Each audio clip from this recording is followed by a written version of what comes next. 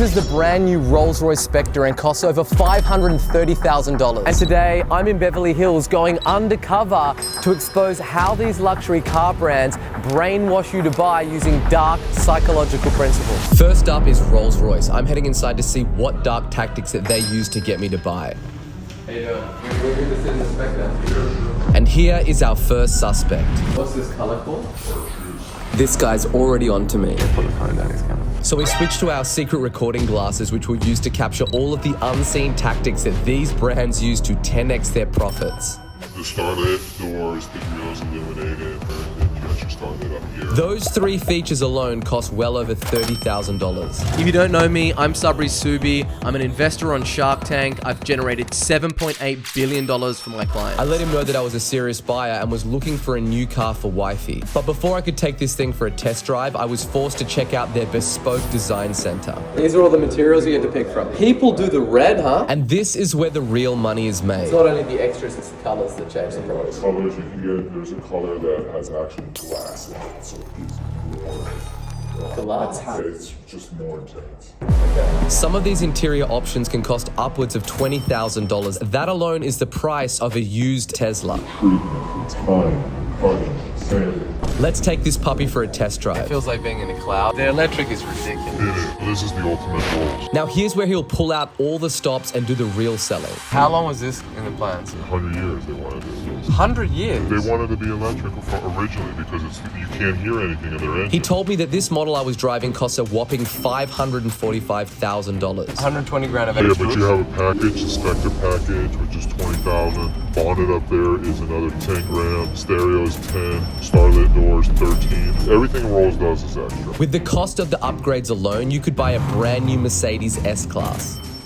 You're done. Where are you going from here? Rolls-Royce are absolute masters at the red velvet rope pricing strategy. The velvet rope pricing illusion is where brands double down on the price. They don't shy away from it, and then they build value to that price. And you think, shit, this is so expensive. It must be the good. The whole time he was talking about, this is how much it costs. And he wasn't shying away from the price. He came out and told me straight away, this is how much all the extras cost, and that this thing is gonna be $530,000. The family's arriving next week. I wouldn't drive this to Yosemite, but yeah, we're gonna go out there. No, you would. Really? Why not? But then he went on to tell me about all of the craftsmanship that go actually into this. He used the price to actually build the value and make me want it in the first place, and then just kept on repeating, once you drive in a Rolls-Royce, you are done. The problem is when you get in this, you're done. You're done. This goes against everything that most salespeople do when selling. They'll do everything to not tell you the price until they've made their pitch. Where Rolls-Royce does the opposite. They actually drop the price up front and then build value to that price. Upgraded sound, this has the adaptive cruise control, heads-up display. He was a seasoned pro. But this was nothing compared to what's coming next at McLaren. And here we have McLaren. These guys do over $1.1 billion per year in sales. But here's the thing, they only sell 2,000 units of their cars per year. As I head inside to check out a brand new 750S, I'm greeted by absolutely no one. No one's coming to help us. Oh, yeah. Who do we have to wrangle around here to sell us a $454,000 car, bro? Like, it looks like a Game Boy. It's like full analog, like not like modern, especially after being in the Rolls. It feels like it's like very durable, but it doesn't, like it's all carbon fiber. The thing about McLaren is they're all about performance. Half of their revenue comes from merch and the affiliation with Formula One. All right, they were still ignoring me, so I went up and asked about the car. How many of those do you make a year? This is one of 60 in the world that has this livery. Bro didn't even introduce himself. This particular one is celebrating Le Mans. I don't even know what that means, but it sounds provocative. I've got the Lambo, but my buddies are really trying to convince me to get a McLaren. What would you say is the biggest differences? This brand is really cool, really cool.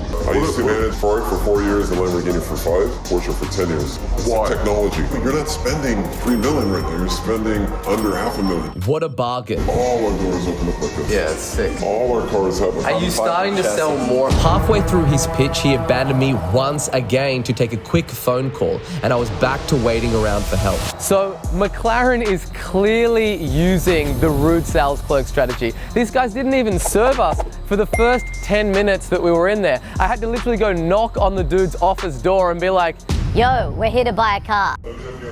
All right, will do. Once they came out, they were very standoffish. Because we're the #1 dealer, we've been selling a shit ton lately. Really? 1 second. I'm gonna take this phone.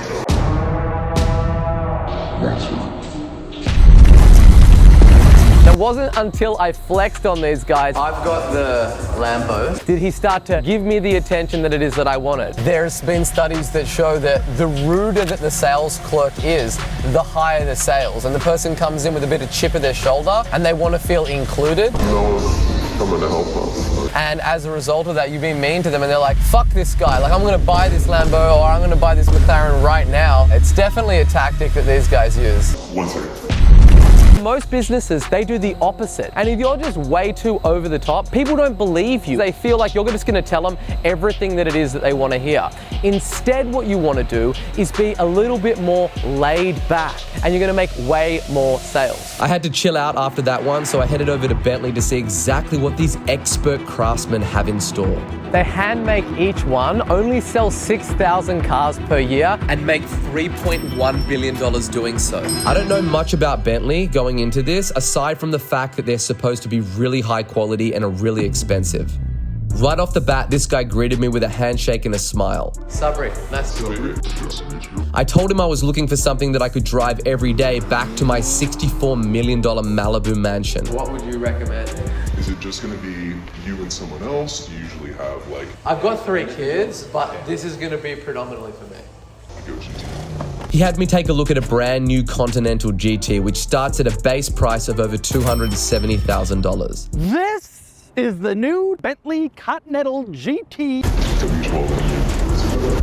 When you say that these are hand stitched, Literally. literally.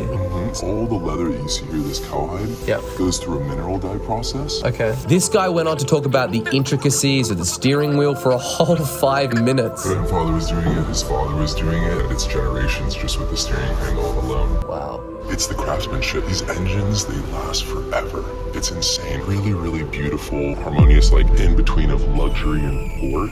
You can just feel it. It feels great, you know? Hand crafting everything. Should we go outside and have a look at one? Yeah, let's do it. Throughout his entire sales pitch, he kept on just harping on about the craftsmanship and how they make these all by hand, and he kept telling these stories about every single detail. You did a good job of selling them. No, you did. Starting to believe that shit. Right? But there was one thing that went horribly wrong during his pitch. You have to get something on him. That's Pardon? Oh. What's that doing? Did you see that? I put my phone in the middle of the dash and he saw the recording thing and he was like, I just saw like this hot wave of heat run through his body and it was like, oh fuck. That guy was onto it. I thought for sure he was gonna call us out. I went in there just to see what they were doing, but my God, he told a beautiful, beautiful story. He was talking about how generations of people have been sewing the steering wheels. He sat with the grandfather and saw how he hand stitched everything. I was like, man, like I might actually buy one of these cars. This guy's doing such an incredible job. And that just goes to show how far a good story will go. And most business owners, they have an incredible story to tell. Just telling people that, you go from a merchant to a brand where people are bought into what it is that you're doing and that you are the best person to help them solve this problem in the first place. Next up is Porsche. These guys do an insane $44.6 billion a year in revenue and sell over 320,000 cars. And what's even crazier about these guys is they are the #1 luxury and premium brand in the world, beating out brands like Louis Vuitton and Chanel. And the sneakiest move that Porsche is known for is their elaborate price ladder. So let's go on in and let's see if they use this tactic on us. The price ladder is where brands lure you in on their lowest cost option. Yeah, I just want to come and look at a 911. Okay, did you want us to close it? Sure. And then cleverly work you all the way up their lineup until you leave the store spending way more than you had planned to. 301, not bad. Oh, man, this feels more loco, way more racy, even than like the McLaren. Like, this is all carbon fiber? Is this the top of the range? This one goes 100 over 700. Yeah. I asked her to show me the cheapest 911 model, so we headed upstairs. Let's see if she pulls the price ladder on me. This model is started with Carrera then it goes to the Carrera S, and then go to the Carrera 4S, gonna be four-wheel drive sport. Yeah, I'm looking for an everyday driver. So definitely 4S is always the best option. She just walked me up the price ladder by $100,000 like it was nothing. This is a 4S. The new one is around 200 to 220. Okay, so it starts at 220? Yes. What do you sell the most of? 4S. Yeah. But she was just getting started. I told her that I wanted to buy, so she took me upstairs to her office. Let me go to the website because also turbo is good for everyday. She's really trying to sell me into one of the most expensive cars, the $243,000 Turbo S. So that's the one you recommend? First turbo is gonna be better than S. But it doesn't stop there. One of her associates has entered the chat. But what about picking like the paints and the interiors and You stuff? can. They're ranging probably around 20 over. Now we're up to a minimum of It $263,000. just depends on how many we get. So it's going to be around 7 to 8 months. And then it's going to take 3 to 4 months to get here. You know, the demand is extremely high on this last round.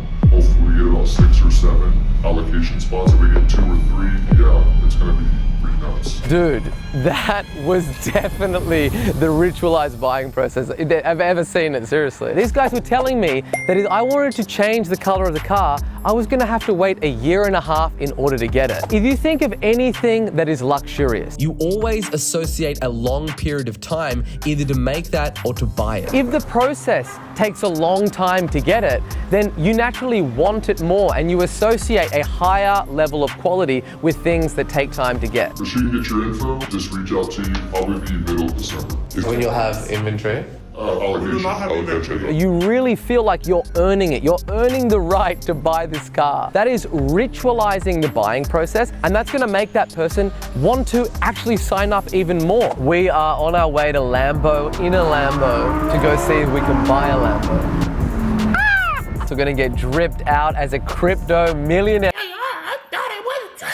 These people don't know what's coming. So we want to see how they treat us any different. I'm going out there dripped out, either crypto millionaire or rapper, but we're going on into Lambo. These guys do over $2.9 billion per year in sales and sell over 10,000 cars. And everybody knows Lamborghini. They are like the Gucci of the car market. As soon as you see a Lambo rolling down the street, you know what's up. So let's head on inside, see what are the strategies that they're going to use against us. And I got to say, this one is by far the craziest. As soon as we got inside, this guy immediately asked if I wanted to see their brand new $800,000 Revuelto. Yeah. I asked him if they sell a lot of units. For real? The #1 in the world, but he said that they have absolutely zero inventory. What's the allocation like on that? No, it's no chance. But, No chance. Zero chance. Really sold out For how long? for production. I have 50 deposits that I'm pretty sure they're gonna give like already. So there's no point even sitting in it, and I can't. Well, you can feel the size. All right, let's check this thing out to feel the size. Woo! Let's go.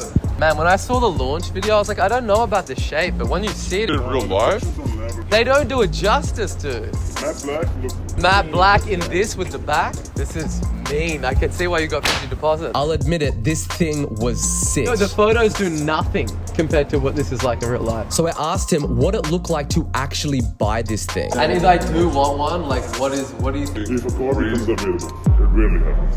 Some clients order the car and their money situation changed. Then we will say, hey, Yeah, I like the matte black. matte black is sick. That Bitcoin never lets you down. So you saw that?